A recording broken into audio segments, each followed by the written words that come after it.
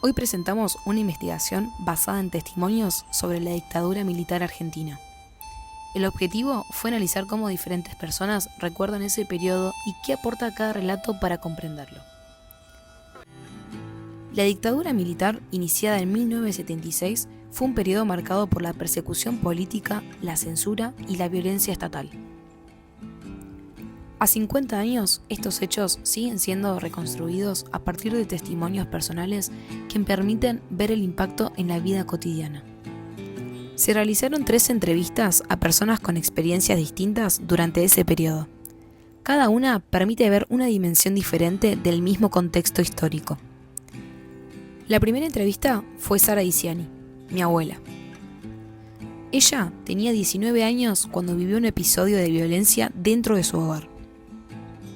La sacaron de la cama, mi mamá y mi papá la agarraban de las piernas, a mi papá le pegaron un culatazo que le sangraba la cara y a mi mamá la empujaron contra una biblioteca. Se la llevaron.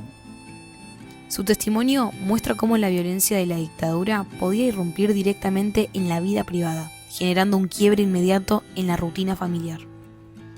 En la segunda entrevista tenemos a Nélida. Su relato se centra en el clima de miedo constante que se vivía en el barrio. Describe situaciones donde la presencia de aviones, corridas y rumores generaban tensión permanente. Este testimonio permite entender que el impacto no se limitaba a hechos puntuales, sino a un estado permanente de alerta y miedo en la vida cotidiana. ¿Cuántas historias quedaron marcadas por ese miedo? El temor formaba parte del día a día. La tercera entrevista de Adebo aporta un enfoque más amplio del contexto histórico. En su relato aparece una reconstrucción del clima político de la época, con tensiones sociales, conflictos ideológicos y la llegada de la dictadura como parte de una crisis más amplia. Adebo describe un país convulsionado políticamente. Menciona conflictos entre sectores sociales y políticos, y el contexto que precede y acompaña a la dictadura. A veces, una sola frase alcanza para explicar el miedo con el que vivía toda una generación.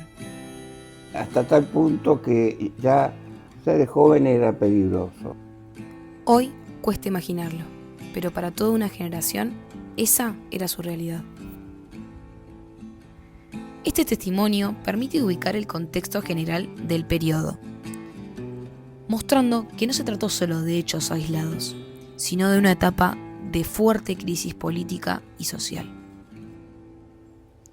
Esto permite ver que la dictadura no se vivió de una sola manera, sino de distintas experiencias que se complementan. El material fue adaptado a redes sociales como Instagram. El objetivo fue acercar estos testimonios a nuevas generaciones sin perder el contexto ni el rigor del contenido. Se utilizaron fragmentos de entrevistas, placas informativas y voz en off. Este trabajo muestra que la dictadura no puede entenderse desde una sola historia, sino a partir de múltiples voces que permiten reconstruir distintos niveles de la experiencia. La historia es historia.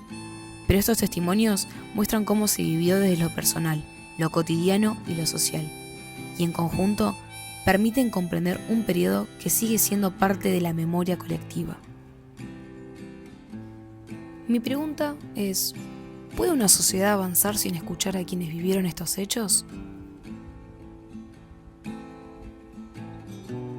Podría haber pasado que me encontraba con esos sujetos y nos levantaban a nosotros y no estaríamos.